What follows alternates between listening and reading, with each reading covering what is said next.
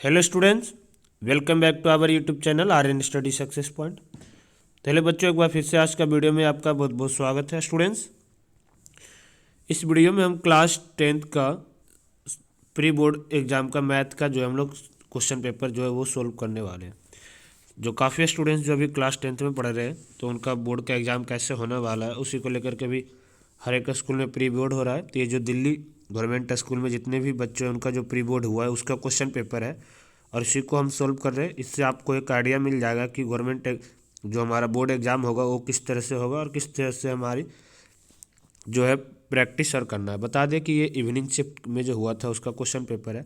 वैसे आपको ये क्वेश्चन पेपर सभी जितने भी स्टूडेंट्स हैं सबको सोल्व करना चाहिए, क्योंकि किसी भी तरह से आ सकता है क्वेश्चन। तो वो एक पैटर्न दिया हुआ है ताकि आप लोग आपकी प्रिपरेशन कितना है उसके अकॉर्डिंग आप लोग सोल्व कर सकें। तो बता दें कि पहले आपको क्वेश्चन के बारे में तो पता ही होगा कि किस तरह से क्वेश्चन आएगा। टोटल जो है क्वेश्चन जो है क्या है, 50 क्वेश्चन है जो मल्टीपल चॉइस क्वेश्चन है, जो 4 सेक्शन में डिवाइड है ए बी सी में। सेक्शन ए में 20 क्वेश्चन था जिसमें 16 क्वेश्चन अटैम्प्ट करना है। सेक्शन बी में 20 क्वेश्चन है, इसमें से भी 16 क्वेश्चन अटैम्प्ट करना है आपको। और सेक्शन सी में 10 क्वेश्चन है जो टू स्टडी केस क्वेश्चन है, उसमें से 8 क्वेश्चन आपको करना है। हर एक क्वेश्चन 1 मार्क्स का है और हर एक क्वेश्चन में 4 चॉइस दिया है, उसमें से कोई एक आपको चुनना है और निगेटिव मार्किंग नहीं है। ठीक है, यही चीज़ हिंदी में भी लिखा गया है। तो ये आपका इंस्ट्रक्शन था जो क्वेश्चंस का, वो बता दिया। अभी यहाँ से हम देखो सेक्शन ए करें। देखो हम इस वीडियो को 3 पार्ट में करेंगे। पहले सेक्शन ए एक पार्ट में करेंगे, सेक्शन बी एक पार्ट में करेंगे और सेक्शन सी एक पार्ट में करेंगे। ठीक है, आपको हम देखो क्वेश्चन समझाएंगे, एक्सप्लेन से भी करेंगे, तो अच्छे से चीज़ों को समझना और आपको एक आइडिया मिल जाएगा कि कहाँ से क्वेश्चन आ सकता है एग्जाम में। तो आप लोग इसे प्रैक्टिस जरूर करना। हम आने वाले अब कुछ दिनों में हम टोटल 4-5 सैम्पल पेपर इसी तरह से अलग अलग क्वेश्चन जो किसी न किसी स्कूल में हुआ है वो हम आपको सॉर्ट आउट करवाएंगे, ताकि उससे आपको एक आइडिया मिल जाए, आप लोग अच्छे से प्रैक्टिस कर सको। आप लोग देखो, जो बच्चों ये एग्ज़ाम दिए वो तो आप पता होगा कैसे आंसर किए, सीधा मैच करना। और जो बच्चों जो इस वीडियो को देख रहे एग्ज़ाम नहीं दिए, पहले आप लोग सोल्व करो फिर आंसर मैच करना। ठीक है, ताकि कितने अच्छे तरीके से आप लोग कर सकते हैं। तो देखो पहला क्वेश्चन था बच्चों, इफ़, देखो हम क्वेश्चन हिंदी और इंग्लिश मीडियम दोनों में कराएंगे। ठीक है, if two positive integer are A and B, दो पॉजिटिव इंटीजर है ए और बी है, वेयर एक्स और वाई जो है दोनों प्राइम नंबर है, तो ए और बी का एस सी एफ क्या होगा। ए और बी का जो एस सी एफ है बच्चों वो क्या होगा, हमें फाइंड आउट करना था। ये बोला दो घनात्मक पूर्णांक है ए और बी, जिसमें ए दे रखा है एक्स क्यूब वाई स्क्वायर और बी दे रखा है एक्स वाई क्यूब। तो दोनों का एस सी एफ क्या होगा। ठीक है, तो एस सी एफ निकालते थे, जो कॉमन फैक्टर होता था दोनों में क्या मिल रहा है। जैसे ए में है एक्स क्यूब, मतलब एक्स कितने बार है बच्चों, 3 टाइम्स है, और वाई कितने बार है, 2 टाइम्स है। ओके, और ये ए की वैल्यू थी, और बी की जो वैल्यू है बच्चों वो क्या है, एक्स एक बार और वाई कितने बार है, 3 टाइम्स। ठीक है, अब ये बताओ कि दोनों में मिल क्या रहा है। तो दोनों में एक बार तो एक्स मिल रहा है और 2 बार वाई मिल रहा है। ठीक है, तो इसकी जो एस सी एफ हो जाएगा बच्चों वो क्या होगा, एक्स और वाई स्क्वायर। ए और बी का एस सी एफ जो स्टूडेंट्स का हो जाएगा एक्स और वाई स्क्वायर। तो हमारा बी ऑप्शन जो है वो सही हो जाएगा। ठीक है, देखो हम नीचे आंसर भी सोल्व कर रखे हैं, आप लोग यहाँ से भी चीज़ों को समझ लेना अच्छे से। ठीक है, इस तरह से आप लोग के लिए हम देखो बता रखे थे। पहले यहाँ पे हम क्या करेंगे, एक्स क्यू वाई स्क्वायर को क्या लिखेंगे, एक्स वाई क्यू को क्या लिखेंगे। देखो दोनों में हम पेयर बनाए कि एक्स, एक एक्स और 2 वाई का पेयर बन रहा था, तो इसका आंसर क्या आ गया, एक्स वाई स्क्वायर, यानी कि B answer is correct. Okay students, now question number 2। देखो कोई चीज़ तो आप लोग ना ऑप्शन से भी सोल्व करने के लिए सीखना, और इस क्वेश्चन में हम बताएंगे कैसे ऑप्शन को हम कैंसिल कर सकते हैं। Which of these quadratic polynomial, इसमें से द्विघाती बहुपद क्या है। तो पता है क्वाड्रेटिक पोलिनोमियल क्या होता है, जिसकी डिग्री क्या होना चाहिए, पावर 2, मतलब 2 से छोटा भी नहीं होना चाहिए, 2 से बड़ा भी नहीं होनी चाहिए। 2 से छोटा है फिर भी ये क्वाड्रेटिक पोलिनोमियल नहीं होगा, और जो जिसका डिग्री 2 से बढ़ा रहा तो वो भी क्वाड्रेटिक पोलिनोमियल नहीं होगा। तो देखो हम कैसे सॉर्ट आउट कर सकते हैं। देखो यहाँ से 5x स्क्वायर है, अगर जो हम इसको सोल्व करेंगे ना 5x स्क्वायर को 5x से, तो ये 5x क्यूब आ जाएगा। तो ये तो पहले नहीं हो सकता, बाकी जो भी हम सोल्व करेंगे तो पहला ऑप्शन तो हमारा इसीलिए गलत होगा। अब बी ऑप्शन देखो, यहाँ पे 2 को x से करेंगे तो 2x स्क्वायर, और 2 को एक्स स्क्वायर से करेंगे तो ये भी 2x स्क्वायर होगा, 2x स्क्वायर, और उधर जाके ये भी 2x स्क्वायर हो जाएगा। तो ये तो ऑलरेडी कैंसिल हो जाएगा, ये ऑलरेडी कैंसिल हो जाएगा, तो ये भी नहीं हो सकता हमारा। अभी हम इसको हम शॉर्ट करके दिखाएंगे भी कैसे नहीं हो सकता। सी में देखो, सी में देखो स्टूडेंट्स, यहाँ पे एक्स क्यूब है, यहाँ पे 2x क्यूब है। ठीक है, तो अगर जो हम सोल्व करेंगे 2x क्यूब को इधर प्लस में इधर आके माइनस में, फिर भी बच जाएगा माइनस का एक्स क्यूब, बच ही जाएगा ना ये। तो ये भी नहीं है क्योंकि ये क्यूबिक पोलिनोमियल आ रहा है। अब हमें डी हो, अब क्या बच गया, डी ऑप्शन है तो डी ही हो सकता है। तो देखो हम कैसे थोड़ा, ए बी तो पहले कंफर्म हो गया, बी आपको कुछ बच्चों को लग रहा होगा कि बी क्यों नहीं हो सकता है। तो देखो हम बी को सॉर्ट आउट कर रखे, पूरा इस तरह से सॉल्व किए। बी को पहले हम 2x को इससे मल्टीप्लाई किए, फिर 2x को -3 से किए, यहाँ पे 2 को x स्क्वायर से, 2 को -x से, 2 को -6 से। तो यहाँ से आपको पता चला कि जब हम मल्टीप्लाई, देखो 2x स्क्वायर से 2x स्क्वायर कट गया, यहाँ पे -6x + 4x, तो क्या आ जाएगा -2x, इधर -2x से -2x, ये तो एक लीनियर क्या बन गया, ओनली कांस्टेंट बच गया, ओनली कांस्टेंट बच गया, कांस्टेंट पोलिनोमियल हो गया। इसलिए ऑप्शन हमारा डी बचा था, तो वही सही होगा। ओके स्टूडेंट्स, आई होप कि देखो ये समझ में आपको जो क्वेश्चन था आ गया होगा कि क्वेश्चन नंबर 2 में हमें क्या करना था, इसमें से क्वाड्रेटिक पोलिनोमियल्स बताना था और कैसे बताएंगे।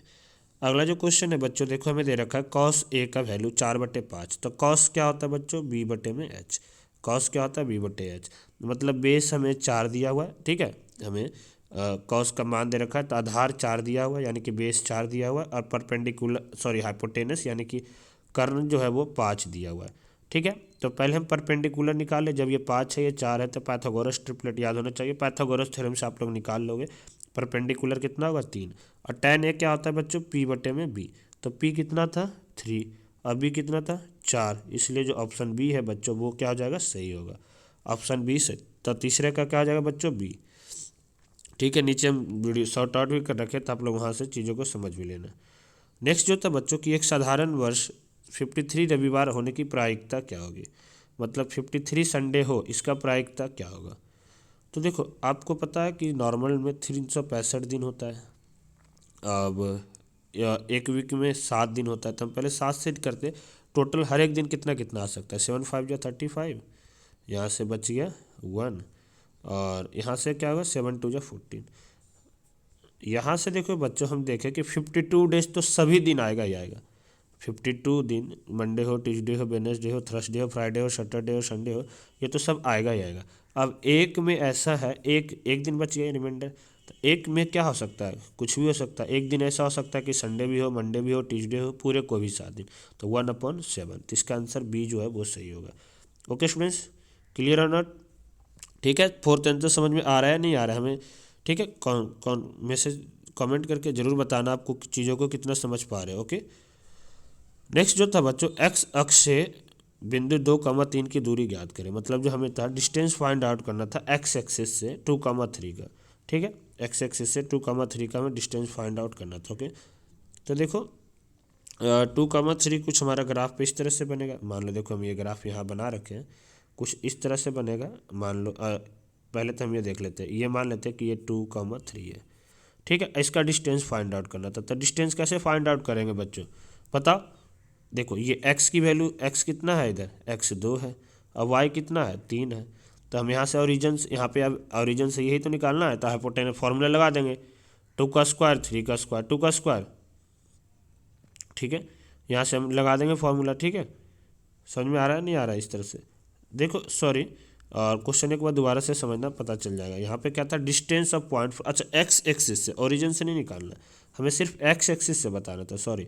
तो एक्स एक्सिस से तो यही वैल्यू होगा ना, ये देखो ये था 2,3, तो हमेशा जब एक्स से डिस्टेंस पूछ रहा था तो जो वाई का वैल्यू होगा वो होगा, मतलब ये एक्स से कितना दूरी पे है, 3 यूनिट पे है, तो 3 बी ऑप्शन हो जाएगा।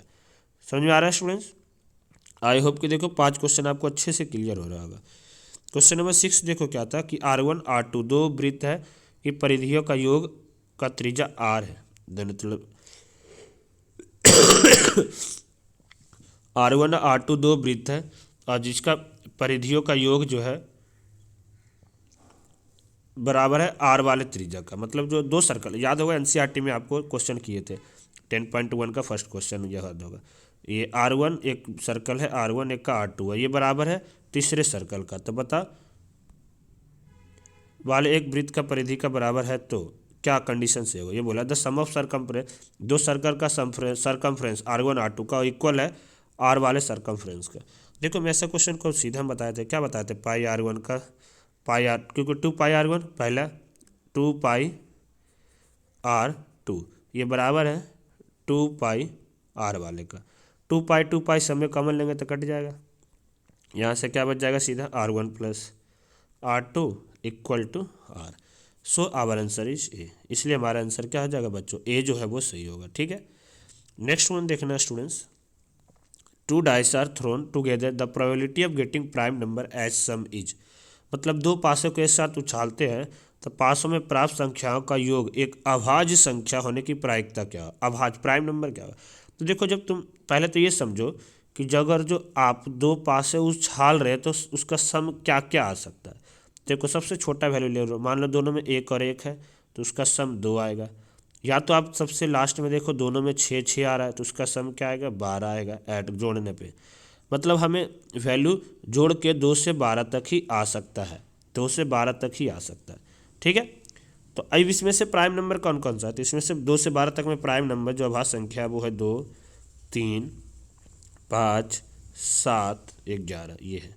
अब हमें क्या करना है, ये ऐसे नंबर फाइंड आउट करना है, ऐसे नंबर हमें निकालना है, ऐसा नंबर निकालना है जिसका सम प्राइम नंबर हो।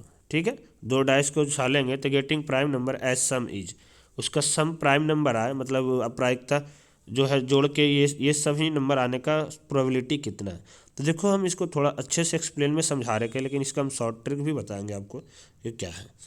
देखो, तो सबसे सम ये 12 आ सकता है, हम तो बता दिए। प्राइम नंबर 2, 3, 5, 7, 11 हो सकते हैं, ये भी बता दिए।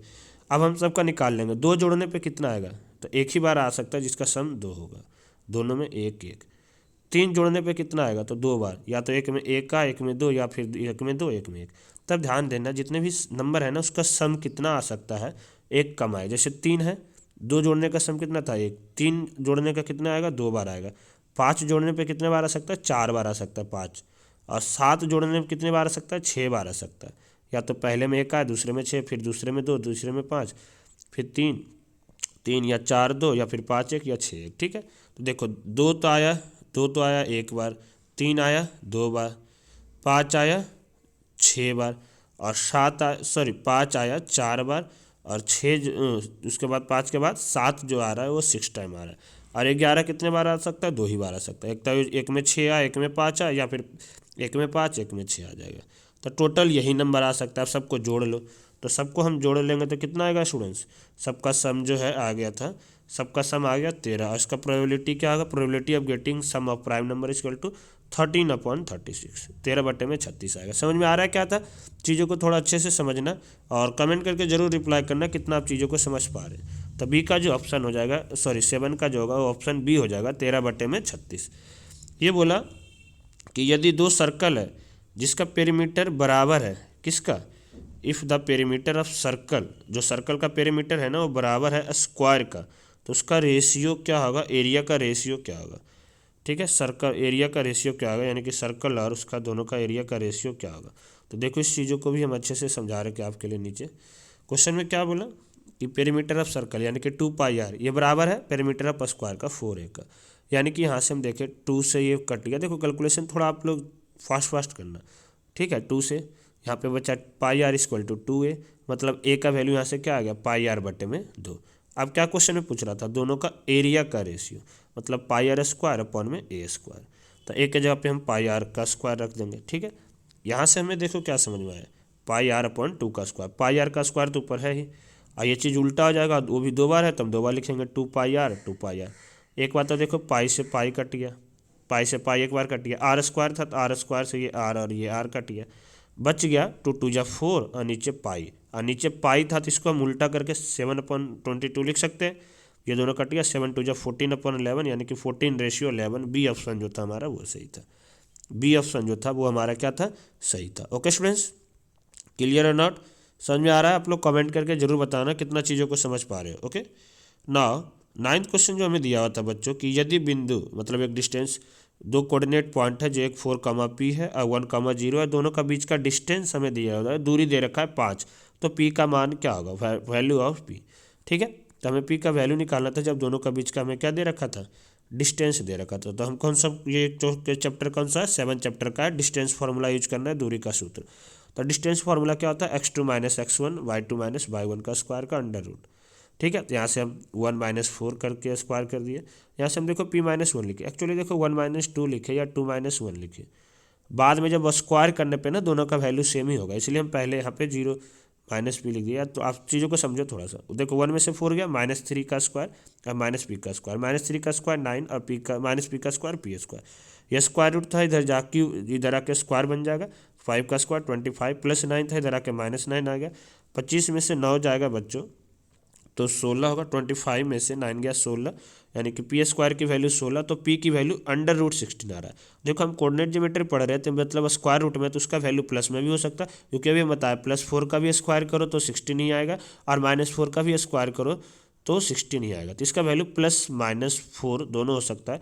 इसलिए जिसमें भी हमें ऑप्शन में, देखो यहाँ पे ऑप्शन में हमें दे रखा था बोथ एंड, पहले में दे रखा है 4, बी में दे रखा है -4, और जहाँ पे बोथ ए एंड बी है ना, तो आप उस पर टिक करोगे, क्योंकि -4 और 4 दोनों हो सकता है। तो बोथ ए एंड बी, इसका आंसर जो है वो क्या होगा बच्चों, सही होगा। आई होप कि 9 क्वेश्चन भी आपको समझ में आ गया होगा। ठीक है, तो कमेंट करके जरूर बताना कितना चीज़ों को समझ रहे हो। ज़्यादा डाउट है, ज़्यादा बच्चों का कमेंट आएगा तो हम लाइव क्लास लेके भी वहीं पे आंसर हम शॉर्ट आउट करेंगे, तो प्लीज़ आप लोग कमेंट जरूर करना। 10 क्वेश्चन जो था बच्चों, देखो वो दे रखा था कि जो इक्विलेटरल ट्रायंगल का, हमें इक्विलेटरल ट्रायंगल है XYZ और PQR, उसका हमें साइड दे रखा है 12 और 8, तो वो दोनों का एरिया का रेशियो क्या होगा PQR। देखो PQR मतलब पहले PQR है और XYZ, तो पहले हम 8 रखेंगे वो। अब देखो इक्विलेटरल ट्रायंगल जहाँ भी एरिया हो, दो चीज़ का रेशियो निकालना है, तो जो कॉमन है तो ऐसे भी कट जाएगा। √3/4 ए स्क्वायर, तो √3/4 तो दोनों में कॉमन है तो ऑलरेडी कट जाएगा। मतलब हम यहाँ से क्या रख सकते हैं, A² मतलब 8 × 8 और इधर 12 × 12। ठीक है, ये देखो दोनों आ रहा था 4 के टेबल में, ये 2 पे जा रहा है, और ये कितने पे जा रहा है बच्चों, 3 पे जा रहा है। ये भी 2 पे जा रहा है, ये भी कितने पे जा रहा है, 3 पे। तो अकॉर्डिंग टू मी स्टूडेंट्स, देखो 4:9 होना चाहिए, 4:9 होना चाहिए था, लेकिन ये क्वेश्चन ऑप्शन में कहीं भी नहीं है। अब 4/9 ये दोनों देखो स्क्वायर रूट होता है 2 और 3 का, तो एक हम अंदाज से 2:3 बोल सकते हैं, लेकिन इसका आंसर कोई भी परफेक्ट नहीं है, तो हम नहीं बता सकते अभी। अभी हम दोबारा से जब थोड़ा और एनालिसिस करेंगे तो हो सकता है कमेंट में हम जो है आंसर को पिन कर देंगे 10 का। ठीक है, अब अदरवाइज अभी देखो हम यहाँ पे पूरे अच्छे से आपके लिए हम कर रखे हैं, चीज़ों को समझ सकते हो। इसके अकॉर्डिंग तो 4:9 ही होगा, और इसी के बेस पे हम 2:3 को बता रहे थे। ठीक है, कभी कभी ऑप्शन से अकॉर्डिंग हमें चलना पड़ता है। देखो ट्रायंगल PQR और XYZ दोनों का रेशियो हम निकाल, 3/√3/4 से √3/4 कट गया, A² मतलब 8 × 8 और 12 × 12। ठीक है, तो चीज़ों को आप लोग समझना अच्छे से। क्वेश्चन नंबर 11 जो था बच्चों, क्वेश्चन नंबर 11 जो है ये बोला 65 और 170 का जो है CF है, उसको हम इसके जैसे लिख सकते हैं। ठीक है, एक्सप्रेस कर सकते हैं। तो बताओ M की वैल्यू क्या होगा। पहले तो हम ये निकाल लेंगे कि 65 और 117 का SCF क्या होगा। तो हमें यहाँ से पता चला कि ये पहले तो ये बोला कि 65 है -117 या CF के बराबर है, लिख सकते हैं। पहले तो हम लिख दिए 65 और 117 का CF क्या है, 13।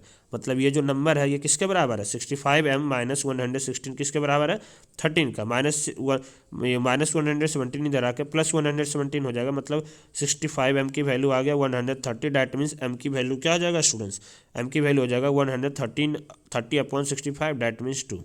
M की वैल्यू जो है बच्चों को कितना हो जाएगा, 2 हो जाएगा। ओके, क्लियर और नॉट। तो आई होप कि ये भी चीज़ आपको देखो समझ में आ गया होगा। क्वेश्चन नंबर 12 हम देखते हैं स्टूडेंट्स। 12 क्वेश्चन में देखो था क्या कि ये दोनों ट्रायंगल सिमिलर है, AB और ट्रायंगल ABC सिमिलर है DEF का। ठीक है, ट्रायंगल ABC और DEF जो है वो आपस में सिमिलर है। तो हमें पूछ रहा था कि बताओ, आप बताइए कि, और साथ साथ में उसमें ये चीज़, दो सिमिलर के लिए दो चीज़ दिया हुआ है, तो तीसरा क्या हो सकता है, कब सिमिलर होगा, यदि इफ़ एंगल BE का बराबर होगा, AD का बराबर होगा, AE का बराबर होगा। तो तब देखो हम यहाँ से क्वेश्चन को, इस क्वेश्चन का थोड़ा ऑप्शन भी सस्पेंशन में था हमें, अब मेरे अकॉर्डिंग जो होगा हम बताए थे, आप लोग फिर से बताएं। देखो ABC सिमिलर है DEF का। पहले क्वेश्चन में ये बोला था कि जो AB है ना, AB, तो AB के करस्पॉन्डिंग में DE, इसका रेशियो बराबर है BC/में DEF का। ठीक है बच्चों, अब हम देखोगे जो हम इसे दो साइड है तो बीच का एंगल लेते, तो अगर जो हमें ऐसे कॉन्ग्रुएंसी करना होता तो हम एंगल B बराबर होता एंगल D का, मैं according to me. But option में एंगल B = D कहीं नहीं दिया रखा। ठीक है, तो ये क्वेश्चन सही, जहाँ तक ऑप्शन सही है अभी हम नहीं कर सकते, क्योंकि अभी तक हम लोग जो प्रॉपर्टीज पढ़े थे, SAS पढ़े हैं, AAS पढ़े हैं, AA भी पढ़े हैं, ट्रायंगल को सिमिलरिटीज करने का RHS से पढ़े, ये तो उसमें से कोई सा फॉलो नहीं हो रहा था।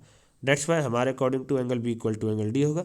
लेकिन अब जो परफेक्ट आंसर कौन सा हो सकता है वो हम कमेंट में पिन करके आपको बता देंगे, ठीक है। क्वेश्चन नंबर 12 के बाद हम लोग क्वेश्चन नंबर 13 पे आते हैं, और आप लोग भी सजेशन देना, कमेंट करना कि कौन सा आंसर सही हो सकता है विथ एक्सप्लेनेशन। हो सकता है हम जो मिस कर रहे हैं आप लोग वो सही बताओ। PZ की वैल्यू दे रखा है Z² माइनस 27। PZ की जो वैल्यू है वो क्या है, Z² माइनस 27। डैट मीन्स यहाँ से हमें जीरो जिसका बताना था क्या होगा। तो बहुत आसान सा क्वेश्चन हम बताए थे, जहाँ भी इस तरह से हो बीच वाला टर्म नहीं हो उसको A² माइनस B² में कर लो। तो यहाँ से देखो हम PZ का जो है Z माइनस 27 इसको लिख सकते हैं Z² माइनस 3√3 का स्क्वायर, क्योंकि 3√3 का स्क्वायर अगर जो आप सोल्व करो तो यही तो आएगा।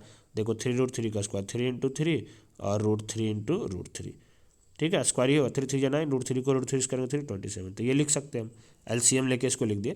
अब A² माइनस B² क्या होता है, A plus B A minus B. मतलब जब इसे आप लोग सॉर्ट आउट करोगे तो एक बार Z का वैल्यू माइनस 3√3 आएगा, इसे सोल्व करोगे तो एक बार Z का वैल्यू प्लस 3√3 आएगा। आप देख लेना कौन सा ऑप्शन जिसमें माइनस 3√3 प्लस 3√3 है। मेरे इसमें A ऑप्शन था तो A आंसर इसका सही हो जाएगा।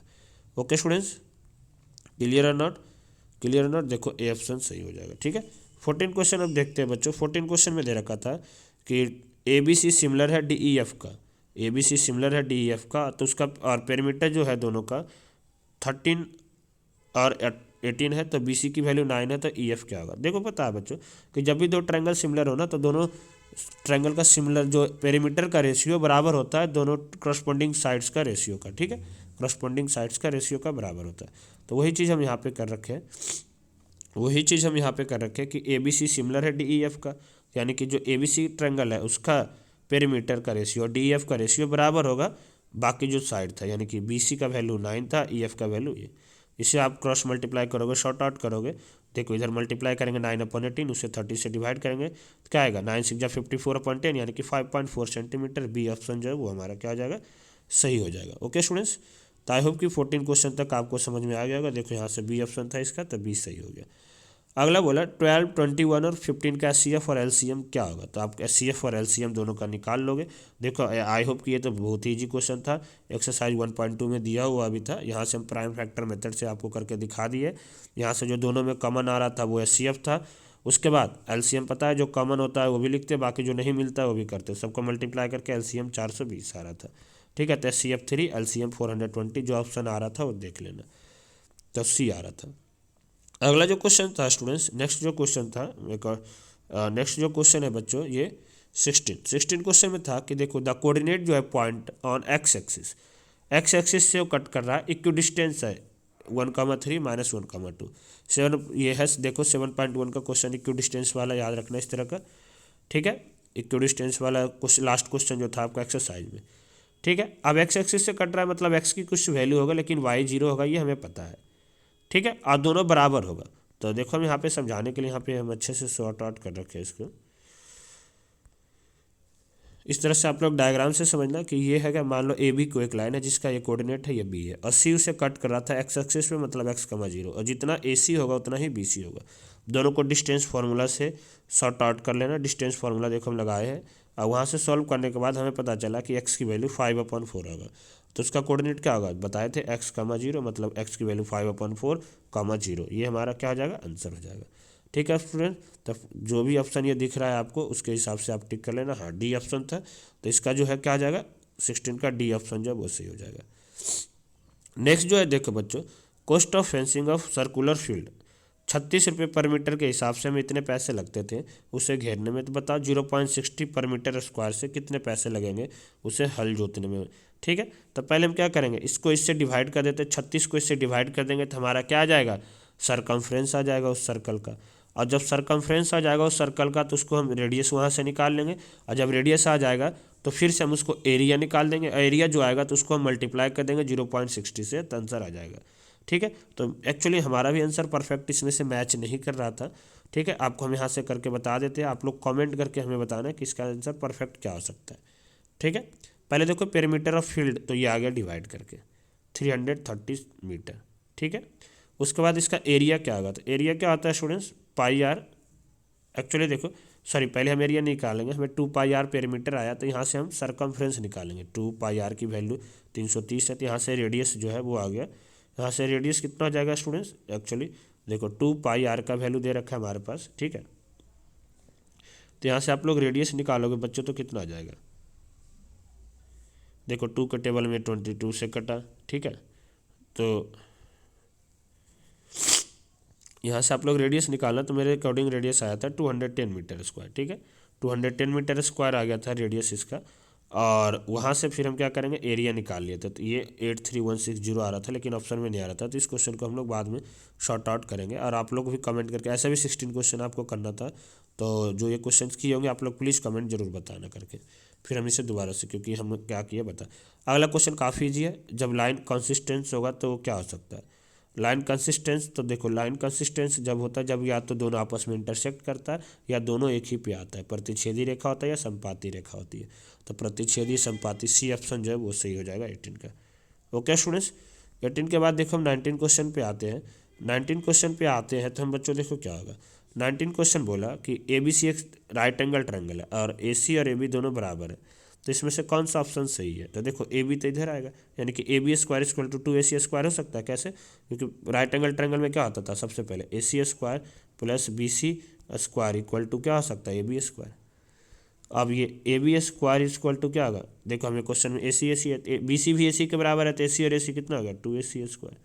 बस ये पाइथागोरस थ्योरम से बहुत ईजी क्वेश्चन था, तो 19वां का आंसर जो है क्या आ जाएगा, 20 हो जाएगा।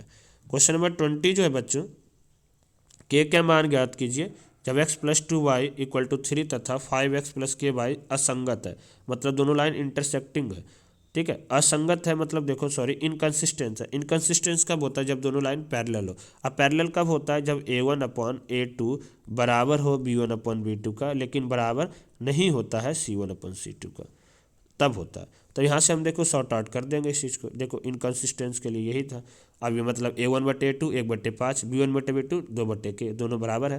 क्रॉस मल्टीप्लाई करेंगे, 1 को K से K, 2 को 5 से, तो 10, तो आ जाएगा आंसर। K की वैल्यू कितना आ गया बच्चों, K की वैल्यू 10 आ गया, तो मतलब डी ऑप्शन जो था हमारा सही था। देखो इसमें से 3 क्वेश्चन जो था, तो जो हमें डाउट का सेशन में लग रहा था, आप लोग कमेंट करके जरूर बताना, ठीक है, जो भी आंसर आए। अदरवाइज हम लाइव क्लास में भी लेके दोबारा से इसे ऑल क्लियर करेंगे, क्योंकि हम क्वेश्चंस को डायरेक्ट गलत नहीं बोल सकते, हो सकता है हमसे कुछ मिस्टेक हो रहा है जो ध्यान नहीं दे पा रहे अभी, ठीक है। तो फिर मिलते हैं स्टूडेंट्स अगली वीडियो में, जब तक आप लोग घर पे सेफ रहिए, सुरक्षित रहिए। और अगले सेक्शन में हम लोग सेक्शन बी करेंगे, जो 21 से 40 क्वेश्चंस करेंगे। आपको देखो एक आइडिया मिल जाएगा कि किस तरह से स्टैंडर्ड का जो क्वेश्चन है वो पेपर में आ सकता है, उसी के बेस पे आप लोग तैयारी करिए। जय हिंद, जय भारत, फिर मिलते हैं नेक्स्ट क्लास में।